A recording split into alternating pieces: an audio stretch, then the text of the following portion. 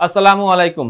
সকলকে স্বাগতম জানাচ্ছি বাংলাদেশের সর্বপ্রথম পূর্ণাঙ্গ ডিজিটাল বই ইজি কেমিস্ট্রির পক্ষ থেকে। আশা করছি তোমরা সবাই ভালো আছো এবং সুস্থ আছো। তো এই পর্বে আমরা একটি সৃজনশীল প্রশ্ন সমাধান করব। তো চলো আমরা সেই সৃজনশীল প্রশ্নটি শুরু করি এবং দেখি প্রশ্নে আসলে কী কী জিনিস দেওয়া হচ্ছে আমাদের জন্য। তো আমরা দেখতে পাচ্ছি যে রাজশাহী বোর্ড 2025-এর একটি প্রশ্ন। তো এখানে আমাদেরকে একটি পর্যায় সারণীর একটা খণ্ডিত একটা অংশ দেওয়া হচ্ছে, যেখানে আমরা দুইটা গ্রুপ দেখতে পাচ্ছি, এক্স সোডিয়াম ওয়াই, তার মানে লিথিয়াম, এক্স হচ্ছে লিথিয়াম, সোডিয়াম ওয়াই হচ্ছে পটাশিয়াম, এবং এই পাশে কিউ জেড বি আর মানে ব্রোমিন। তাহলে ফ্লোরিন হচ্ছে কিউ, ব্রোমিন হচ্ছে জেড, এবং আর কিউ হচ্ছে ফ্লোরিন, জেড হচ্ছে ক্লোরিন, আর বি আর হচ্ছে ব্রোমিন। তো এইখান থেকে আমাদের বাকি একটা পর্যায়ে দেখতে পাচ্ছি আর কি। আচ্ছা, তো এবার যাব আমরা ধারাবাহিকভাবে প্রশ্নগুলোর অ্যান্সারে যাব। প্রথম প্রশ্ন, প্রিজারভেটিভ কাকে বলে? তো দেখো এখানে অ্যান্সারটা কী হবে প্রিজারভেটিভের, যে সকল রাসায়নিক পদার্থ পরিমিত ব্যবহারের মাধ্যমে আমরা খাদ্য সামগ্রী প্রক্রিয়াজাত করে দীর্ঘ সময় সংরক্ষণ করা হয় তাদেরকে প্রিজারভেটিভ বলে। অর্থাৎ খাদ্যদ্রব্য যে সকল প্রক্রিয়ায় রাসায়নিক প্রক্রিয়ার মাধ্যমে আমরা সংরক্ষণ করতে পারি, দীর্ঘদিন ধরে রাখতে পারি, সেই সকল বস্তুকে আমরা প্রিজারভেটিভ বলবো। তবে অবশ্যই এখানে একটা শর্ত আছে, যেগুলো আসলে মানবদেহের ক্ষতি করবে না। আমরা অনেক সময় ফরমালিন ব্যবহার করি, ফরমালিন ব্যবহার করে অনেক খাবার দাবার অনেক দিন সংরক্ষণ করার চেষ্টা করি, আসলে এটা আসলে প্রিজারভেটিভ না, এটা প্রিজারভেটিভের সংজ্ঞার মধ্যে পড়বে না। যে সকল বস্তু দিয়ে আমরা খাদ্যদ্রব্য সংরক্ষণ করি যেগুলো আমাদের ক্ষতি করবে না, আমাদের সেটা শারীরিক হোক বা অন্য যে কোনো ফিজিক্যাল হোক বা মানসিক হোক, কোনো ক্ষতি করবে না, সেই সকল বস্তুকে আমরা প্রিজারভেটিভ বলতে পারবো। আচ্ছা, নাম্বার 1। নাম্বার 2, ফ্লোরিনের, দেখো কি বলছে, ফ্লোরিনের যোজনী এবং যোজ্যত ইলেকট্রন একই নয় ব্যাখ্যা করো। অর্থাৎ ফ্লোরিনের আমরা জানি যে প্রত্যেকটা মৌলের যোজনী রয়েছে প্লাস যোজ্যত ইলেকট্রন রয়েছে। সো ফ্লোরিনের বেলায় যোজনী এবং যোজ্যত ইলেকট্রন একই নয়, এইটা আমাকে ব্যাখ্যা করতে হবে। ওকে, তো আমরা ফ্লোরিনের ফার্স্টে আমরা ইলেকট্রন বিন্যাস করলাম। ইলেকট্রন বিন্যাস করে আমরা এটা দেখতে পাচ্ছি যে ফ্লোরিনের প্রথম কক্ষপথে 2টি ইলেকট্রন এবং দ্বিতীয় কক্ষপথে 7টি ইলেকট্রন। তাহলে যোজ্যত ইলেকট্রন কাকে বলে? তোমরা জানো যে কোনো একটা মৌলের সর্ববহিস্থ স্তরে যতগুলো ইলেকট্রন থাকে, সেই বহিস্থ স্তরের ইলেকট্রনগুলোকে আমরা যোজ্যত ইলেকট্রন বলতে পারি। বহিস্থ স্তরের ইলেকট্রনগুলোকে আমরা যোজ্যত ইলেকট্রন বলতে পারি। তাহলে যেহেতু ফ্লোরিনের সর্বশেষ কক্ষপথে 7 ইলেকট্রন রয়েছে বা যোজ্যত ইলেকট্রন 7, তা সর্বশেষ কক্ষপথে 7 ইলেকট্রন রয়েছে, অতএব ফ্লোরিনের যোজ্যত ইলেকট্রন হচ্ছে 7। আবার ফ্লোরিন কি করতে চায় বলতো? নিয়নের মতো কাঠামো পেতে চায়। সো নিয়নের মতো কাঠামো পেতে হলে তাকে ইলেকট্রন গ্রহণ করতে হবে। তাহলে ফ্লোরিন একটা ইলেকট্রন গ্রহণ করে ফ্লোরিন মাইনাস আয়নে পরিণত হয়, যেখানে সে তার অষ্টককে পরিপূর্ণ করতে পারে। যেহেতু যৌগ গঠনের সময় ফ্লোরিন একটা ইলেকট্রন গ্রহণ করে, অতএব ফ্লোরিনের যোজনী হচ্ছে 1। তাইলে ফ্লোরিনের যোজনী হচ্ছে 1 এবং যোজ্যতা ইলেকট্রন হচ্ছে 7। যোজনী হচ্ছে 1 আর যোজ্যতা ইলেকট্রন হচ্ছে 7। ব্যাস, আমাদের খ নাম্বারটা হয়ে গেল। তো আমরা যাচ্ছি এবার গ নাম্বারে। কি বলতেছে দেখো, যে ওয়াই ও জেড দ্বারা মৌল দুটি দ্বারা গঠিত যৌগটি উচ্চ গলনাঙ্ক ও স্ফুটনাঙ্ক বিশিষ্ট ব্যাখ্যা করে। ওয়াই ও জেড, ওয়াইকে পটাশিয়াম আর জেড হচ্ছে ক্লোরিন। তাহলে ওয়াই হচ্ছে পটাশিয়াম আর জেড হচ্ছে ক্লোরিন। তাহলে পটাশিয়াম এবং ক্লোরিন এদের দ্বারা যে যৌগ গঠন করা যায় সেটা উচ্চ গলনাঙ্ক বিশিষ্ট, সেটা আমাকে ব্যাখ্যা করতে বলতেছে। গলনাঙ্ক এবং স্ফুটনাঙ্ক বিশিষ্ট আমাকে শুধু ব্যাখ্যা করলেই হবে না, ডায়াগ্রাম একে ব্যাখ্যা করে আমাকে রিজনটা আসলে এখানে মূলত ফ্যাক্ট হিসেবে কাজ করবে, যে রিজনটা আসলে কি, কেন এটা উচ্চ হচ্ছে। তাহলে আমরা প্রথমে দেখো এটা ডায়াগ্রাম আঁকার চেষ্টা করলাম। এটার ফার্স্টে আমরা ডায়াগ্রাম আঁকলাম। তো ডায়াগ্রামে আমরা ভিতরের কক্ষপথের ইলেকট্রনগুলো দেখাচ্ছি না, কেননা মূলত ঘটনা ঘটতেছে সর্বশেষ কক্ষপথেই। সো এই জন্য এগুলা তোমরা এক্সামে কিন্তু অবশ্যই দেখাবা, বা আমি এখন দেখিয়ে দিলাম। তো ডায়াগ্রাম আঁকলাম। ডায়াগ্রামে পটাশিয়ামের সর্বশেষ কক্ষপথে আমরা ইলেকট্রন দেখতে পাচ্ছি একটা, আর পটাশিয়ামের যে নিকটবর্তী নিষ্ক্রিয় গ্যাস সেটা হচ্ছে আর্গন, যে আর্গনের সর্বশেষ কক্ষপথে অষ্টক পরিপূর্ণ থাকে। আবার ক্লোরিনের সর্বশেষ কক্ষপথে ইলেকট্রন হচ্ছে 7টা। সো দেখো পটাশিয়ামের হচ্ছে ইলেকট্রন পটাশিয়ামের হচ্ছে ইলেকট্রন এক্সট্রা রয়েছে একটা, আর ক্লোরিনের হচ্ছে ইলেকট্রন শর্ট রয়েছে। তো আমরা পটাশিয়াম যদি সে তার ইলেকট্রনটা ক্লোরিনকে দিয়ে দেয়, তাহলে পটাশিয়ামের সর্বশেষ কক্ষপথ ইলেকট্রন হয়ে যাবে 8টা, আর ক্লোরিন যদি পটাশিয়ামের সেই ইলেকট্রন নেয় তাহলে ক্লোরিনের ইলেকট্রন হয়ে যাবে 8টা। অর্থাৎ ইলেকট্রন দেওয়া এবং নেওয়ার মাধ্যমে উভয় পরমাণু নিকটবর্তী যে নিষ্ক্রিয় গ্যাস সেই নিষ্ক্রিয় গ্যাসে কাঠামো অর্জন করতে পারবে। তো এখানে সেই জিনিসটাই হবে, যেহেতু এরা স্থিতিশীলতা অর্জন করতে চায়। পটাশিয়াম সে তার সর্ববহিস্থ স্তরের ইলেকট্রনটা দিয়ে দিল ক্লোরিনকে, ফলে পটাশিয়ামের স্তর হয়ে গেল 3টা বা লেয়ার হয়ে গেল 3টা, এবং সর্বশেষ কক্ষপথে আমরা একটা 8টা ইলেকট্রনের একটা পরিপূর্ণ দেখতে পেলাম, এবং এখানে আমরা একটা ইলেকট্রন ত্যাগ করার কারণে সে পজিটিভ সাইন বিশিষ্ট হলো। আর ক্লোরিনের সর্বশেষ কক্ষপথে ইলেকট্রন হয়ে গেল 8টা, ইলেকট্রন গ্রহণ করার ফলে হয়ে গেল 8টা, এবং এখানে দেখতে পাচ্ছি আমরা একটা মাইনাস সাইন। সো পটাশিয়াম হয়ে গেল প্লাস সাইন আর ক্লোরিন হয়ে গেল মাইনাস সাইন। তাহলে ইলেকট্রন তারা কি করবে? গ্রহণ করবে। ইলেকট্রন ত্যাগ এবং গ্রহণের মাধ্যমে পটাশিয়াম ফ্লোরাইড যৌগ গঠিত হয়ে যাবে আর কি। তাহলে ফার্স্ট কাজ হচ্ছে আমাকে গতে এইটুকু দেখাতে হবে।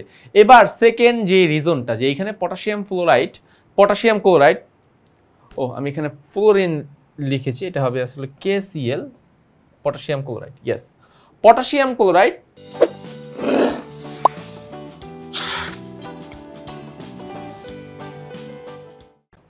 ক্লোরাইড উচ্চ গলনাঙ্ক এবং স্ফুটনাঙ্ক বিশিষ্ট কেন, এটা ছিল আমার প্রশ্ন। তো আমরা এখান থেকে দেখো যেটা দেখতে পাবো যে পটাশিয়ামের সর্ববহিস্থ স্তরে ইলেকট্রন সে ত্যাগ করে দিয়ে পজিটিভ সাইন বিশিষ্ট হয়েছে, আর ক্লোরিন সে ইলেকট্রন গ্রহণ করে নেগেটিভ সাইন বিশিষ্ট হয়েছে।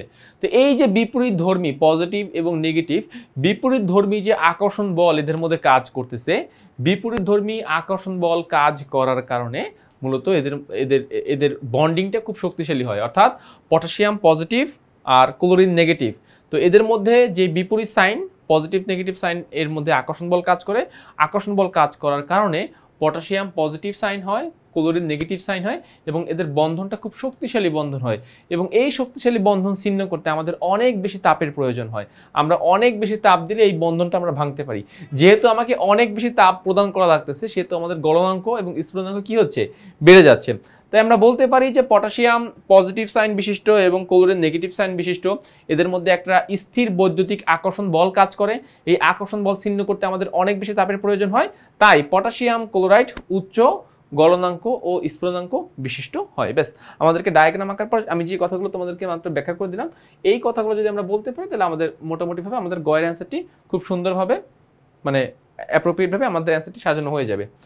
আমরা যাচ্ছি ঘয়ের প্রশ্নে। দেখো ঘয়ের প্রশ্নে কি বলেছে, দেখো বলতেছে যে এক্স কে ছিল লিথিয়াম আর জেড হচ্ছে আমার ক্লোরিন, সো লিথিয়াম ক্লোরাইড। আচ্ছা, আর বলতেছে কিউ কে ফ্লোরিন, তাই না, কিউ হচ্ছে ফ্লোরিন, তাহলে কিউ আর একটা হচ্ছে XZ, এরা যে বন্ধন গঠন করবে এটা কি একই রকমের হবে? যুক্তি সহ বিশ্লেষণ করো। আমাকে দুইটা বন্ধনের কথা বলতেছে, একটা হচ্ছে কিউ বন্ধন আর একটা হচ্ছে XZ বন্ধন। এটা আমাকে বন্ধন গঠন করে ব্যাখ্যা করতে হবে যে এরা একই রকম বন্ধন দেখায় কিনা বা একই রকম বন্ধন দেখাচ্ছে কিনা। ওকে, তো আমি এখন যাচ্ছি ঘয়ের প্রশ্নে।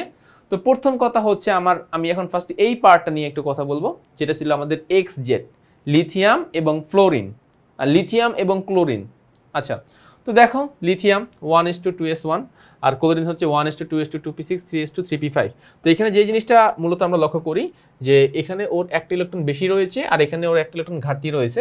সো ও যদি এই ইলেকট্রনটা ওকে দান করে দেয় তাহলে ওর এই ইলেকট্রনটা নাই হয়ে যাবে, দ্যাট মিনস সে তার প্রথম কক্ষপথ ইলেকট্রন দ্বারা পরিপূর্ণ হবে আর ওর তৃতীয় কক্ষপথ অষ্টক দ্বারা পরিপূর্ণ হবে। তাহলে এখানে এই জিনিসটাই হবে, লিথিয়াম সে তার সর্বশেষ কক্ষপথের ইলেকট্রনটা ডোনেট করলো। কাকে ডোনেট করলো? এই যে পার্শ্ববর্তী যে ক্লোরিনটা আছে সেই ক্লোরিনকে ডোনেট করলো।